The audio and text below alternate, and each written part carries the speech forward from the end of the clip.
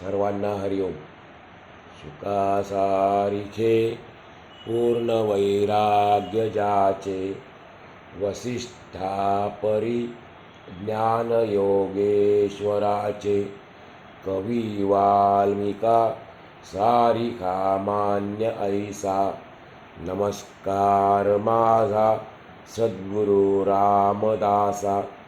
श्रीमद्दासबोध दशक 18वा. त्यामध्ये आपण आज समास 9वाचा अभ्यास करणार आहोत. या 9व्या समासाचं नाव आहे निद्रा निरूपण. निद्रा निरूपण. निद्रा म्हणजे झोप. आपल्याला माहिती आहे त्याचा निद्रा म्हणजे झोप. या निद्रेविषयी, झोपेविषयी समर्थ आपल्याला निरूपण करून सांगणार आहे. अगदी हलक्या फुलक्या भाषेमध्ये, मजेदार शब्दामध्ये या निद्रेचं वर्णन करतात.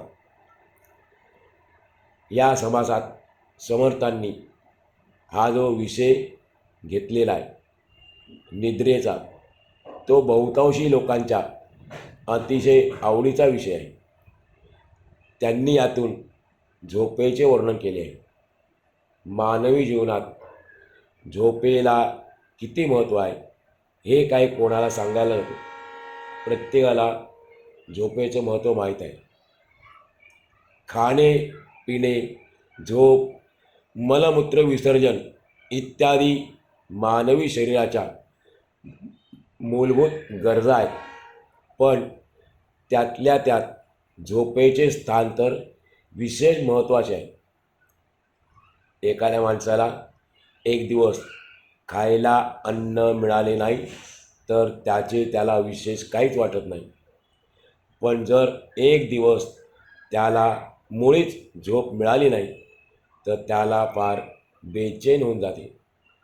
तो अस्वस्थ होतो, अस्ताव्यस्त होतो.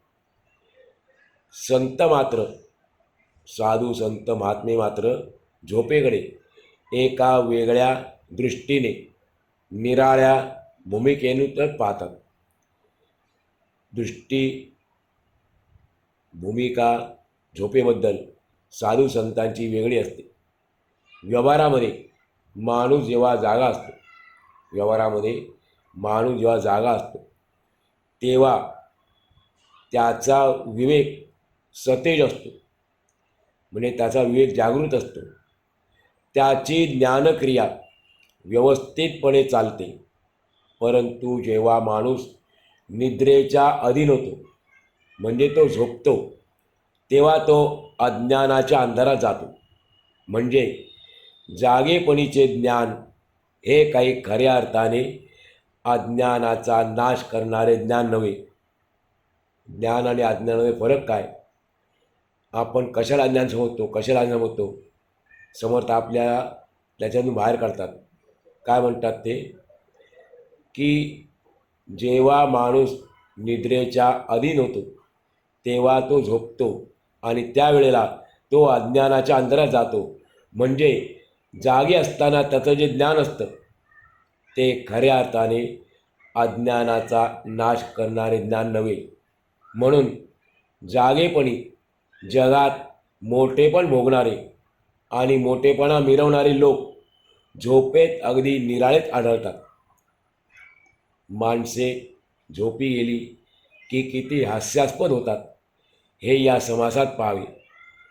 समर्थांचे शब्द जशा ओव्यामध्ये आहेत तसेच घेतलेले आहेत, तसंच सांगणार आहे.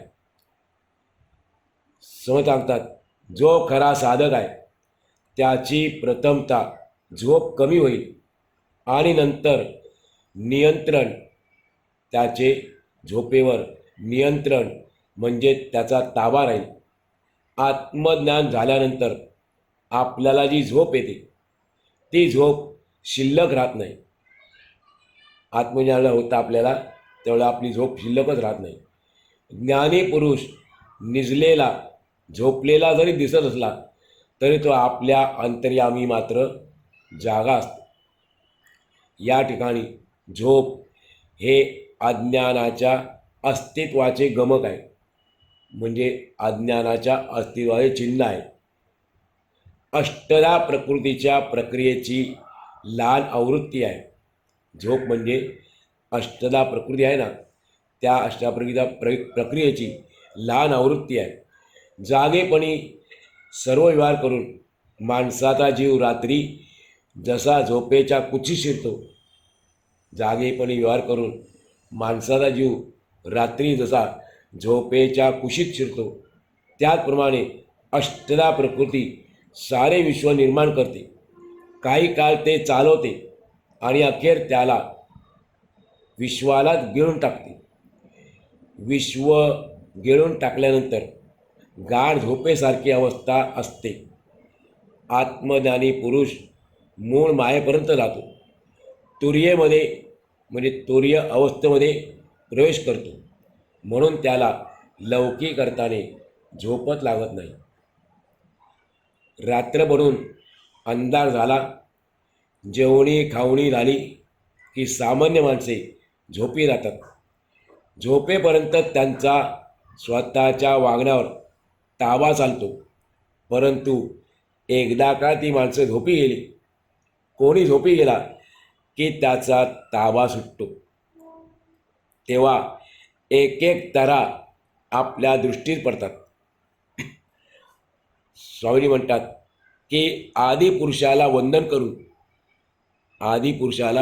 वंदन करून निद्रेचा विलास सांगतो.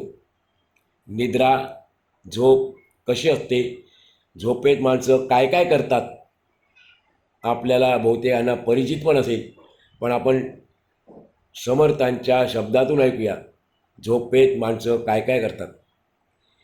ते म्हणतात, एकदा का झोप आली की ती सहजासहजी जात नाही.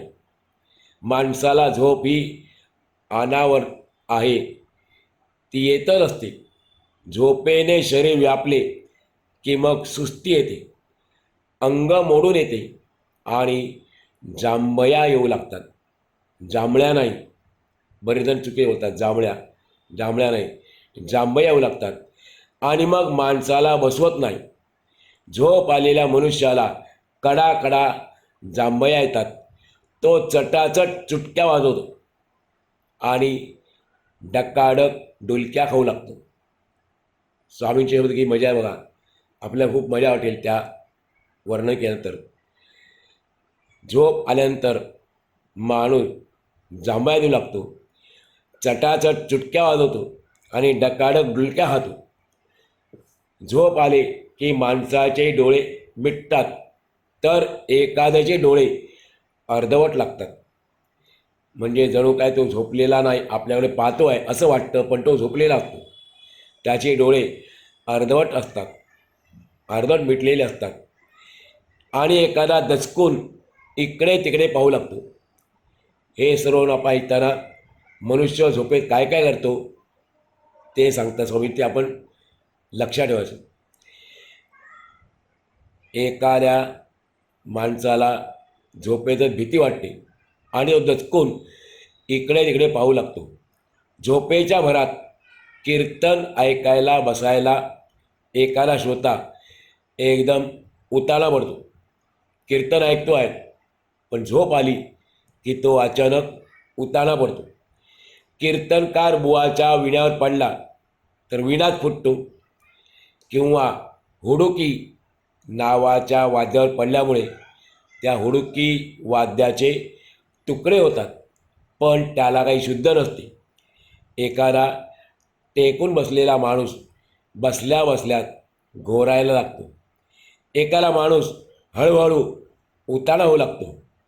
एखादा मुरकुंडी घालून निघतो, तर एखादा कुशीवर झोपी जातो. एखादा झोपेमध्ये वाटोळाच होतो, गोलाकार होतो. एखादा झोपेत हात हलवतो तर एखादा पाय हलवतो. एखादा करा करा दात खातो. एखाद्याचे कपडेच जागेवर राहत नाही. शब्द मी सांगितलं समर्थांचे आहेत. एखाद्याचे मुंडासे सगळीकडे पसरते. एखादा अस्ताव्यस्त पडलेला असतो, तर एखादा अगदी प्रेतासारखा दिसतो. एखादा दात पसरलेल्या भूतासारखा अगदी वाईट दिसतो. एखादा झोपेमध्ये बडबड करीतच असतो, तर एखादा अंधारात फिरू लागतो. एखादा सरळ उकिरड्यावर जाऊन तिथे निसतो, तिथे झोपतो. त्याला माहीत पण नसते की तो झोपेत इथे आलेला आहे, उकिरड्यावर झोपायला आलेला आहे, तिथे झोपलेला आहे उकिरड्यावर. एखादा काय करतो, शिंक्यावरची मडकी उतरतो. एखादा जमीन चाचपतो, तर एखादा अचानक उठून झोपेतच भलत्या वाटेने चालू लागतो, भलत्या दिशेने चालू लागतो. एखादा उगीच ओरडतो, तर एखादा स्फुंदून स्फुंदून रडतो आणि एखादा मात्र झोपेतच खदा खदा हसत सुटतो. एखादा हाका मारतो, तर एखादा शंख करीत उठतो. एखादा माणूस निजलेला असताना दचकून उठून बसतो. एखादा क्षणाक्षणाला पायाने खुरडतो. एखादा डोके घालवतो, तर एखादा सारखा कणत राहतो. एखाद्याची झोपेतच लाळ गळते, तर एखाद्याच्या तोंडातून पीक सांडते. एखाद्याचा वारा सरतो, तर एखाद्याला करपट ढेकर येतात. एखादा तर झोपेतच खाकरून भलतीकडे थुंकतो. एखाद्याला तर कोणाला ओकारीसुद्धा होते.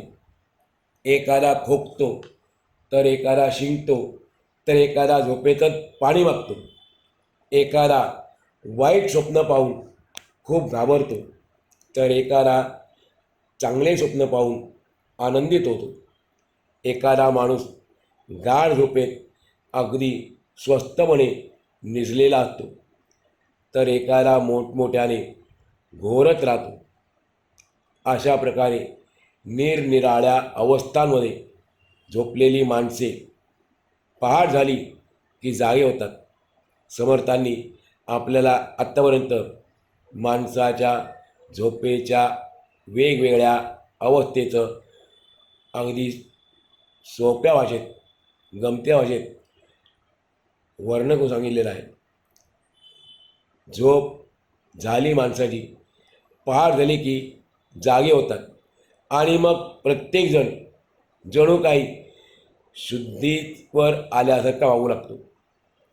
झोप म्हणजे एक प्रकारची ती व्यावहारिक जगतातली बेशुद्ध अवस्थाच आहे. फक्त आपला श्वास सुरू असतो म्हणून आपण शुद्धीवर असतो, परंतु झोप म्हणजे काय, व्यवहारातली बेशुद्ध अवस्था आहे. म्हणून समर्थ म्हणतात की माणसे पहाट झाली की जागे होतात आणि मग प्रत्येकजण जणू काही शुद्धीवर आल्यासारखा वागू लागतो. इकडे दिवस उगवण्याची वेळ झाल्यावर एखादा नित्य पाठाला सुरुवात करतो.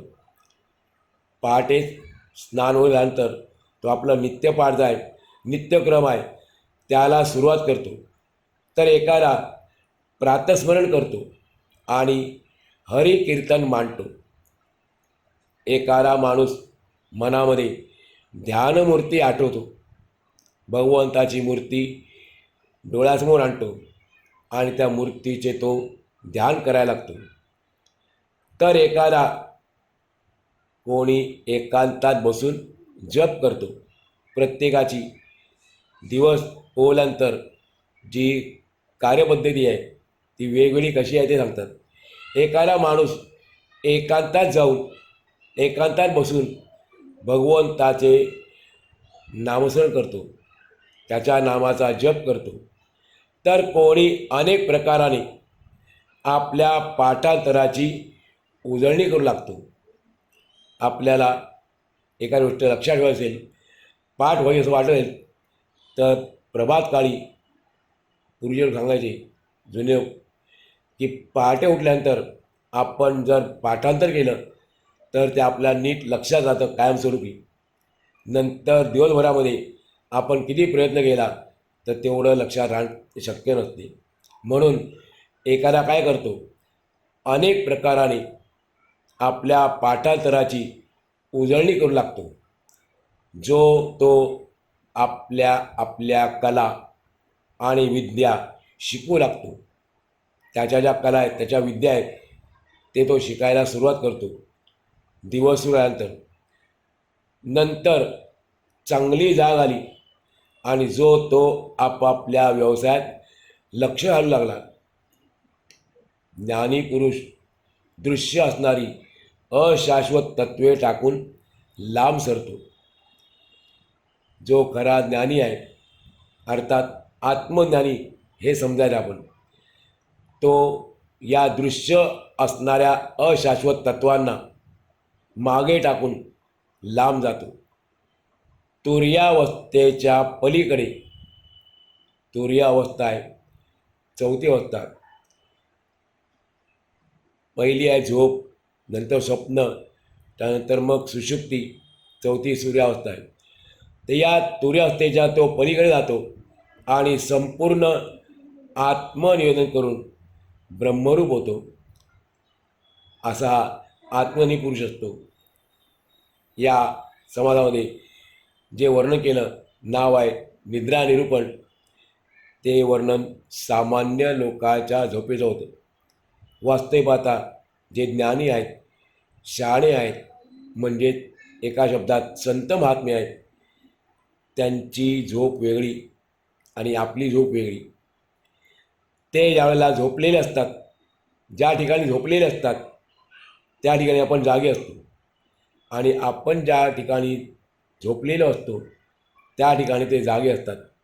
म्हणजे काय, साधू संत महात्मे आपल्या अहिताच्या ठिकाणी झोपलेले असतात आणि हिताच्या ठिकाणी ते जागे असतात. आणि या उलट आपण मात्र सामान्य लोक आपल्या हिताच्या ठिकाणी झोपलेले असतो आणि अहिताच्या ठिकाणी आपण जागे असतो. मग हे नाही कळत आपल्याला, हित आणि अहित काय नाही कळत. थोडक्यात एका शब्दात, सामान्य माणसे परमार्थाच्या बाबतीमध्ये, साधनाच्या बाबतीमध्ये झोपलेले असतात, पण साधू महात्मे त्या ठिकाणी सदैव जागे असतात. आणि म्हणून आपल्याला ते निरंतर जागे करण्याचा प्रयत्न करीत असतात आणि जागे करण्यासाठीच ते आपल्याला या पृथ्वीतलावर अवताराला आले दिसतात. अशा प्रकारे श्री दासबोधाच्या गुरुशिवमोधातील 18 दशकातील निद्रायण नावाचा 9वा संवाद पूर्ण आला. आज आपण या ठिकाणी आजचा भाग पूर्ण करू आणि पुढच्या भागात आपण